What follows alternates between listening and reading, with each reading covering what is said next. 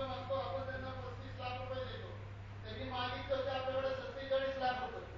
पण आतापर्यंतचा प्रत्यक्ष खर्च किती? 11,24,000 रुपये. ज्यांचा 11,24,000 रुपये वर्षात खर्च होत असेल त्यांना दुप्पट होईल 2 महिन्यात, 4 महिन्यात, 6 महिन्यात. 11चे 22 होते, 35 लाख होते. कुणाचं समारंभ करणार आता? असो. आमचा दुसरा मुद्दा, खेळ क्रीडा स्पर्धा तालुका जिल्हा वाईज याच्यात 50 लाख रुपये मागतात. त्यांनी मागणी केली होती 50 लाखाची, तुम्ही दिली 50 लाखाची. माननीय चेअरमॅन, प्रत्यक्ष खर्च फक्त 3,23,000. तरतूद 50 लाखाची असताना 3,23,000 आतापर्यंत खर्च करतात. म्हणजे काय नाही बाकीचे कमी केले 45 लाख रुपये. ह्यांना जर खर्च करण्याची कुवत नसेल ह्याच्यात तर पैशाची तरतूद ठेवायची कशासाठी? तुम्ही अशी ऑब्जेक्शन घेतली तर आवश्यकता नसताना ते जास्त खर्च करतील. ते खर्च वाचवत नाही. महापौर, मी शेवटचं हे सगळं आपले सांगितलं तर तुम्हाला सांगतोय की हे 20 कोटी कसे करतात हे पुढचा मुद्दा आहे. आणि ऐकलं नसलेल्या वाचवण्याचं तुम्ही कौतुक करायला पाहिजे की ठीक आहे तरतूद जास्त आहे तरी त्यांनी योग्य तेवढाच खर्च केला. पण ज्या मुलांना ज्याची गरज आहे, ज्या मुलांना ज्याची गरज आहे माननीय महापौर, वर्ग पुस्तके नकाशे तिथे मिळाले पाहिजे ना.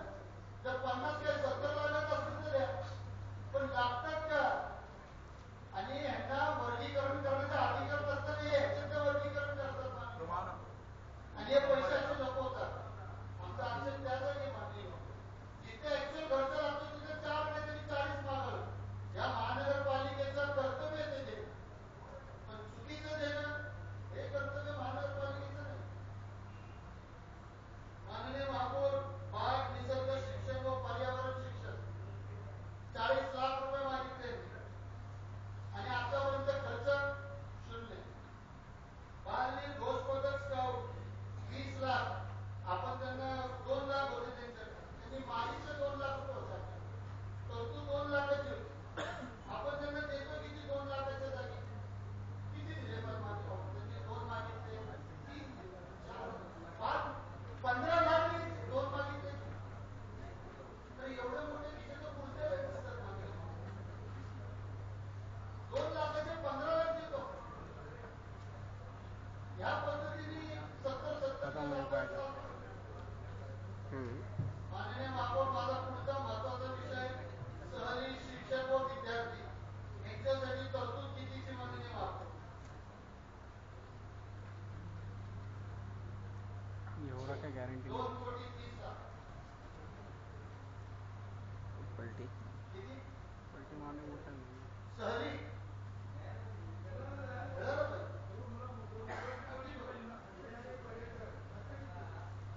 खर्च 27 लाख. अरे आमच्या वर्ग 2 कोटीने 5 कोटी देतो मुलांना जर सहलीपासून शिक्षण मिळणार असेल तर. पण कुवत नाही ना. 2,30,00,000 आतापर्यंत 27 लाख रुपये खर्च केले त्यांनी आणि ते सुद्धा खर्च आता केले. खरं तर जर पाहिलं तुम्ही वार्षिक तर डिसेंबर नंतर सहली तुमच्या जातात. तर किती होणार खर्च?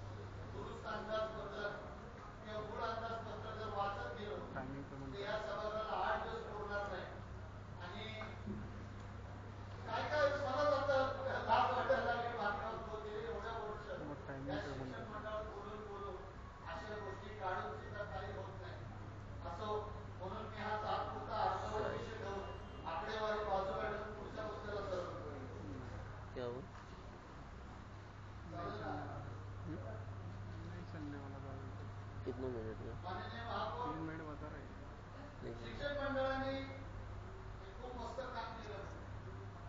एक आवाज सादर केला. या आवाजामध्ये पहिलं पान जर आपण खोदत कोणाकडे असेल तर पहा. माननीय महापौर यांनी दिलंय 1/4/2007 ते 31/8/2007 5 महिन्याच्या कालावधीमध्ये यांच्या 28व्या झाले. किती माननीय चेअरमनचे 28. या 28 सभामध्ये त्यांनी असं आकडेवारी दिली की सभासद किती उपस्थित, किती सभेला होते आणि किती अनुपस्थित होते. त्यामध्ये नाव घेऊन कुणाचं हे करण्याला अर्थ नाही बांधतो. पण मी सभासदांचं सांगतो.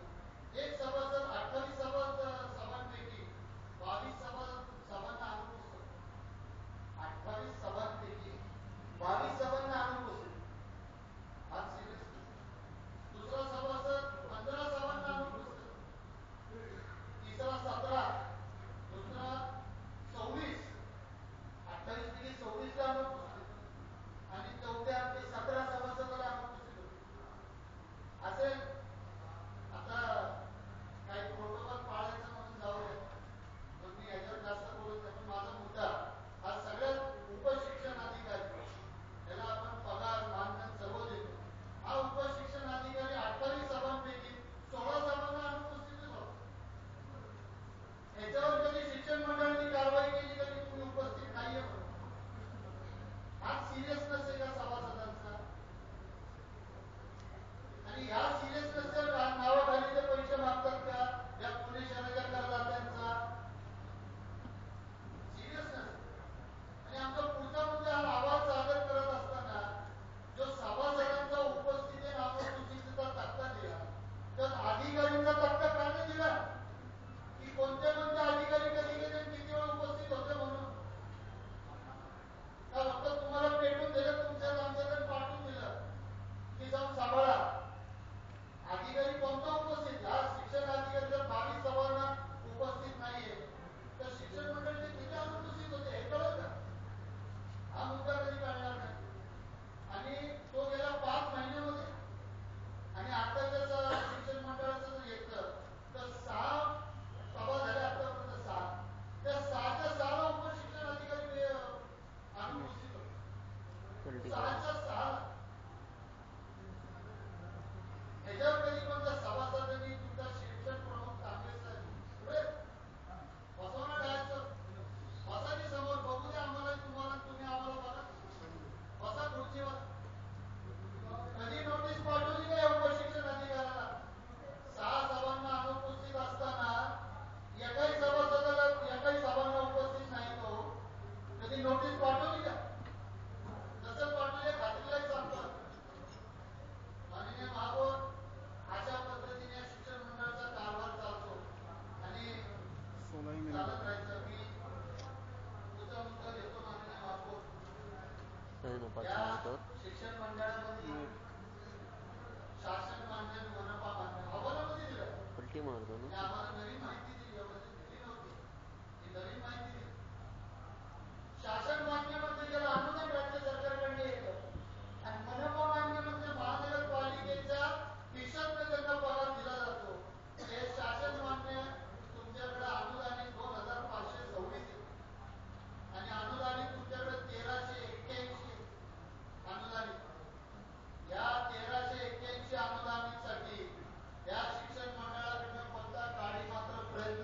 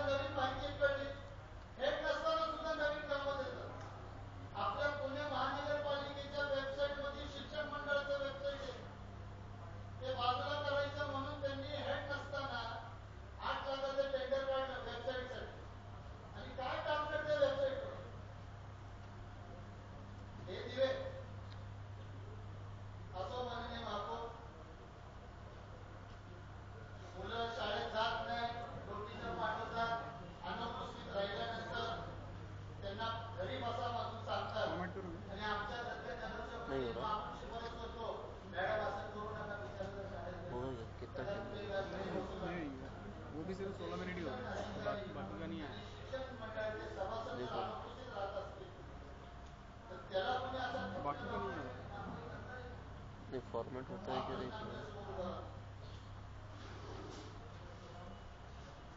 दादा माननीय वापर शेवटचाच मुद्दा आहे, जास्त वेळ घेत नाही. नहीं या शिक्षण मंडळाला इसी से तो दरवर्षी लास्ट आपण टाइम 125 कोटी 100 मागचं कोटी काढायचं देतो, सगळ्या ते मुलांना मागच्या खर्च वेळेस करायला काढलं लावतो. त्यांच्या काढू का? शिक्षणावर आपलं आणि हे कर्तव्य संपलं. आहे, प्राथमिक शिक्षणावर. रहने दो, अभी इसी से ऐड कर देंगे उसमें. पण या अहवालामध्ये त्यांनी असं दिलंय की आजारी आढळलेल्या विद्यार्थ्यांचं विश्लेषण खत्म हो गया. रक्तशय संपली त्यातली. खत्म हो 3,810 मुलं रक्तशयनी बाधित. मागचं दंतदोष काढायला मागचं 4,115 काढता केस.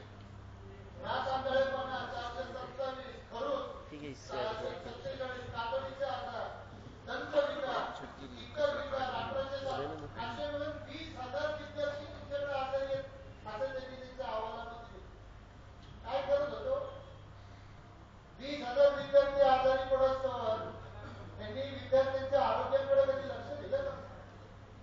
आणि अहवालामध्ये बेशर्मीने मांडतात 20,000 विद्यार्थी आमच्याकडे आजारी, कोण रात आंधळे, कोण आजारी, कोण खरूज आहे, कोण क्षयरोग आहे.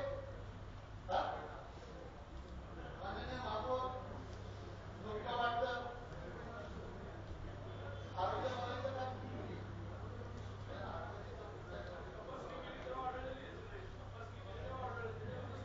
तपासणी केल्यानंतर त्याच्यावर काय कुठं कारवाई करणं नाही, त्या फक्त आपण तपासणी करणं. झालं का? मग त्याचा अहवाल नाही का? माननीय महापौर, शेवटी फक्त एकच गोष्ट सांगायचं की हा दोन्ही बजेट जर हा विद्यार्थी केंद्रबिंदू असता तर मला सन्मानाने बोलता आलं असतं, पण हा विद्यार्थी केंद्रबिंदू नसून हा काही ठराविक ठेकेदार, काही ठराविक लोकांचा केंद्रबिंदूचा बजेट आहे. एवढंच बोलून सभागृहाची जास्त आणि कुणाला दुखावले असेल तर माफी मागतो आणि माझं बजेटवरचं बोलणं संपवतो. मान्य विकास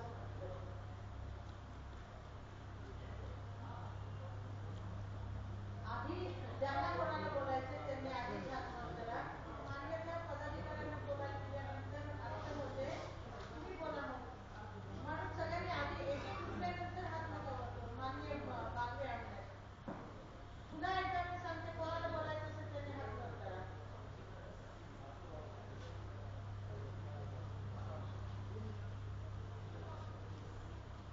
मान्य महापौर, अहवाल सादर केलाय, जे अंदाजपत्रक सादर केले त्याच्याविषयी बऱ्याचशा गोष्टी आमच्या सहकारी साहेबांनी सांगितल्या. आकडेवारी जाणार नाही, सभागृहाचा वेळ घेणार नाही, फक्त एवढीच विनंती करू इच्छितो की जे या सभागृहाने अनुभवले गेले 1-2 वर्ष, जे पुणे महानगरपालिकेचे सगळे विद्यार्थी या 2 वर्षामध्ये अनुभवतात. आपण मोठ्या उदाहरणाने वाढीव बजेट करून शिक्षण मंडळाला बजेट देतो, पण त्याचं इम्प्लिमेंटेशन तसं होत नाही. त्यांच्याकडून वर्क ऑडिट त्याचं आपल्याकडे येत नाही, ही अतिशय खेदाची गोष्ट आहे. ज्या गोष्टीकडे त्यांनी प्रामुख्याने लक्ष दिलं पाहिजे, ज्या गोष्टीचा मोठा अभाव झाला होता की पहिल्यांदा शिक्षण तज्ञ शिक्षण मंडळात सामील, अशा बऱ्याचशा गोष्टी कळल्या.